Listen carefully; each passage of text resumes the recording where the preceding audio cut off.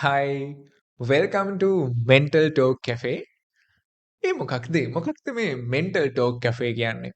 Mental Talk Cafe කියන්නේ මම mental health ගැන දේවල් කතා කරන්න ඔයාලට අරගෙන එන පොඩ්කාස්ට් එක.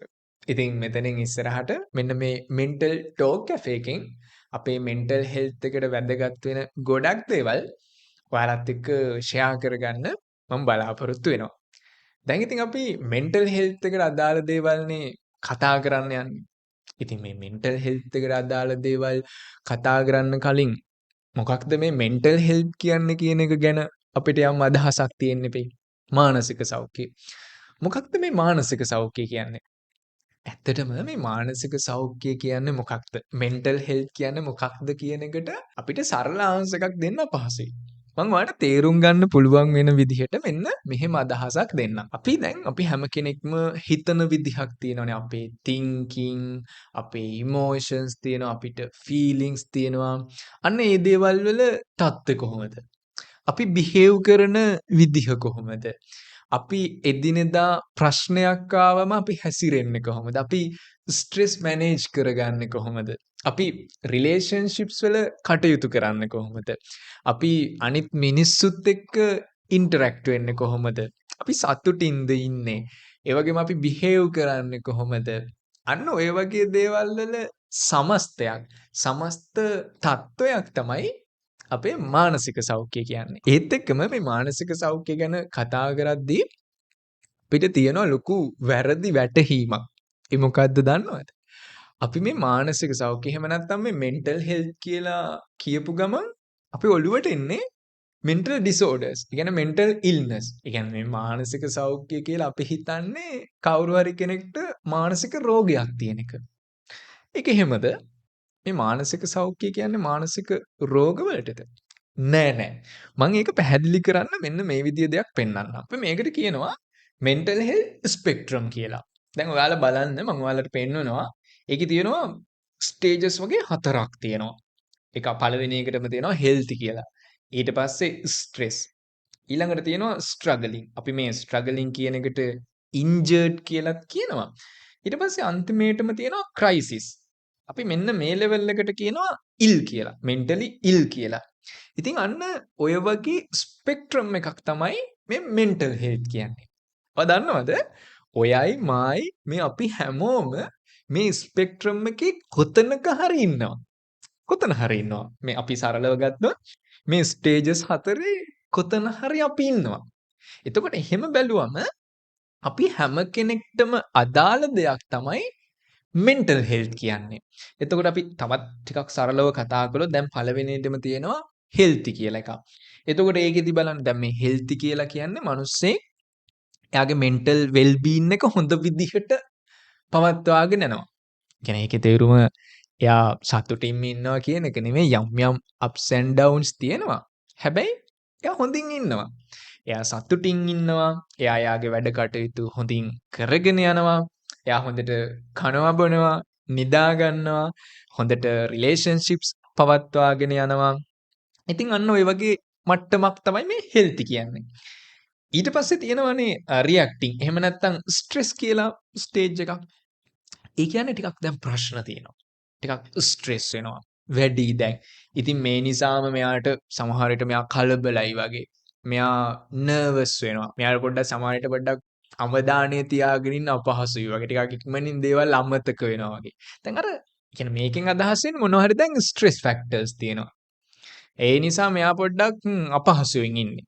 ඒ වගේ මට්ටමක්. ඇත්තටම සොසයිටි එකේ ඉන්න ගොඩක් අය ඉන්නේ මේ ස්ටේජ් එකේ. ඒ කියන්නේ මේ ස්ට්‍රෙස් කියන ස්ටේජ් එකේ. දැන් ඊළඟට තියෙන ස්ටේජ් එක මොකක්ද? ස්ට්‍රගලින්. අන්න දැන් පොඩ්ඩක් මෙයාගේ ලෙවල් එක එහාට ගිහින් තියෙන්නේ. දැන් මේ නිසා මෙයාට අර සාමාන්‍ය එදිනෙදා වැඩ කටයුතු කරගන්න අපහසුයි. සමහර විට මෙයාට නිින්ද යන්නේ නැහැ, කන්න අපහසුයි.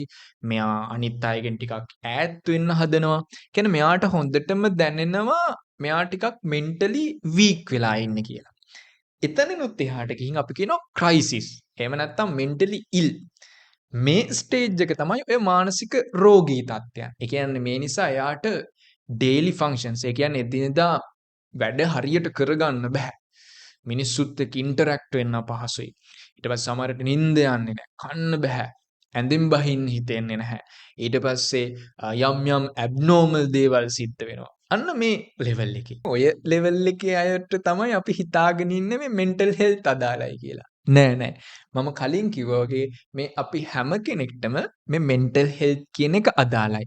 මේ හැම ස්ටේජ් එකකටම ගැලපෙන විදිහට මෙන්ටල් හෙල්ත් එකට අදාළව දේවල් තියෙනවා. ඒවා අපි ඉස්සරහට කතා කරමු. ඊළඟට තවත් කියන්න ඕන එක කාරණයක් තමයි අපිට මේ මෙන්ටල් හෙල්ත් කියලා එකක් මතක් වෙන්නේ මොනවා හරි ප්‍රශ්නයක් වුණාට පස්සේ. ඒ කියන්නේ අපි මෙන්ටලි වීක් වුණාම තමයි මටත් මයින්ඩ් එකක් මටත් බ්‍රේන් එකක් තිබිලානේ කියලා මතක් වෙන්නේ. ඒ කියන්නේ අර ප්‍රශ්නයක් වෙන්නම ඕන. අපි ගොඩක් වෙලාවට මෙන්ටල් හෙල්ත් වලදී රිකවර් වෙන්නේ කොහොමද? හීල් වෙන්නේ කොහොමද කියන එකට තමයි අවධානයක් දීලා තියෙන්නේ. එහෙම නැත්නම් අර ට්‍රීට්මන්ට්ස් කියන එකට තමයි අවධානයක් දීලා තියෙන්නේ. අපිට මිස් වෙන තැනක් තියෙනවා ප්‍රිවෙන්ෂන්. ඒ කියන්නේ ප්‍රශ්නයක් ඇති වෙන්න කලින් මෙන්ටලි වීක් වෙන්න කලින් අපි කොහොමද හොඳින් ඉන්නේ? අපි කොහොමද අපේ බ්‍රේන් එක ඇතුළු අපේ මෙන්ටල් හෙල්ත් එක ප්‍රොටෙක්ට් කරගන්නේ? රැකගන්නේ? අපි ඒක හිතන්නේ නැහැනේ. එතකොට අපි ගොඩක් වෙලාවට පුරුදු වෙලා ඉන්නේ ප්‍රශ්නයක් ඇති වෙනකම්ම ඉන්නවා. මටත් බ්‍රේන් එකක් තිබිලානේ කියලා හිතන්න. එතකොට සමහර විට අර වෙන්න ඕන ඒවා ඔක්කොම වෙලා ඉවරයි. ඉතින් ඒ නිසා අපි try කරන්න ඕන මෙන්ටලි වීක් වෙනකන්. එහෙම නැත්නම් මානසික රෝගයක් හෝ මානසික ගැටලු හෝ ඇති වෙන්න කලින් අපි කොහොමද අපි අපේ මෙන්ටල් හෙල්ත් එක රැකගන්නේ? අපි අපේ බ්‍රේන් එක කොහොමද රැකගන්නේ? ඉතින් ඒව ගැනත් අපි ඉස්සරහට කතා කරමු. ඊළඟට ඇයි ඉතින් මේ මෙන්ටල් හෙල්ත්? ඒක මොකටද? අපිට මොකක්ද තියෙන ප්‍රයෝජනේ? සරලවම ගත්තොත් අපි මොනතරම් දේවල් ගොඩනගාගෙන තිබුණත් අපි මොන වගේ මට්ටමක හිටියත් අපි මොන කන්ට්‍රි එකක හිටියත් මොන ජොබ් එකක් කළත් අපි මොන වගේ එන්වයරන්මන්ට් එකක හිටියත් කෙනෙක්ගේ මානසික තත්ත්වය දුර්වලයි නම් එයා මෙන්ටලි වීක් වෙලා නම් ඉන්නේ. එතනිනුත් එහාට ගිහින් එයාට යම් මෙන්ටල් ඉල්නස් එකක් ඩිසෝඩර් එකක් තියෙනවා නම් සමහර විට අර මොනව තිබ්බත් වැඩක් වෙන්නේ නැහැ. ඉතින් ඒ නිසා අපි හැම කෙනෙක්ටම අපේ මේ ලයිෆ් එකේ ඉතාමත් වැදගත් දෙයක් තමයි අපේ මෙන්ටල් හෙල්ත් එක. ඒක හැම දෙයකටම අදාළ වෙනවා. අපි කොහොමද අපේ ස්ටඩීස් කරන්නේ, අපේ ජොබ් එකේ වැඩ කටයුතු කරන්නේ කොහොමද, අපි රිලේෂන්ෂිප්ස් වල කටයුතු කරන්නේ කොහොමද, අපි අනිත් මිනිස්සුත් එක්ක ඉන්ටරැක්ට් වෙන්නේ කොහොමද, තමන්ගේ වැඩ කටයුතු හොඳින් කරගෙන යන්නේ කොහොමද, තමන් එදිනෙදා ගන්න ඩිසිෂන්ස්, තමන්ගේ ෆයිනෑන්ස් මැනේජ්මන්ට් වෙන්න පුළුවන්. ඒ කියන්නේ හැම දෙයකටම අදාළ වෙන දෙයක් තමයි මේ මෙන්ටල් හෙල්ත්.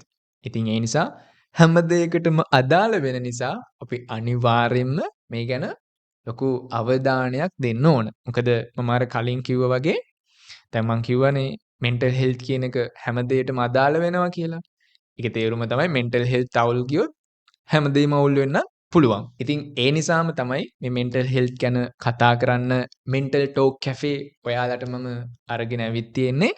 ඉතින් මේ පොඩ්කාස්ට් එකෙන් ඉස්සරහට ඔයගොල්ලන්ට මෙන්ටල් හෙල්ත් එකට අදාළ ගොඩක් දේවල් දැනගන්න පුළුවන්. අපි කතා කරමු රිලේෂන්ෂිප්ස් ගැන, විවිධ මෙන්ටල් ඩිසෝඩර්ස් ගැන, ට්‍රෝමා ගැන, ඇඩික්ෂන් ගැන, ඒ වගේම ඊට අදාළව අපි කොහොමද ප්‍රතිකාරවලට යොමු වෙන්නේ, අපි හීල් වෙන්නේ කොහොමද, ඒ වගේම තමයි අපේ මෙන්ටල් පවර් එක. එහෙම නැත්නම් අපේ මේ බ්‍රේන් ෆන්ක්ෂන්ස් ඉම්ප්‍රූව් කරගන්නේ කොහොමද? ඒ වගේම තමයි අපේ එදිනදා ලයිෆ් එකට වැදගත් වෙන විවිධ සයිකොලොජිකල් තියරිස් අපි කොහොමද අපිට ඇප්ලයි කරගන්නේ? අපි කොහොමද අපේ මෙන්ටල් වෙල් බීන් එක පවත්වාගෙන යන්නේ? ඉතින් මෙන්න මේ වගේ වැදගත් ගොඩක් දේවල් ගැන ඉදිරියේදී මම ඔයාලත් එක්ක කතා කරන්න බලාපොරොත්තු වෙමින් ඉන්නවා. So I will be here with a new episode every Saturday. මම හැම සෙනසුරාදාකම ඔයාලට එපිසෝඩ් එකක් අරගෙන එන්න බලාපොරොත්තු වෙනවා. ඉතින් අපි තවත් මෙන්ටල් හෙල්ත් එපිසෝඩ් එකකට මෙන්ටල් ටෝක් කැෆේ එකත් එක්ක next Saturday එකතු වෙමු.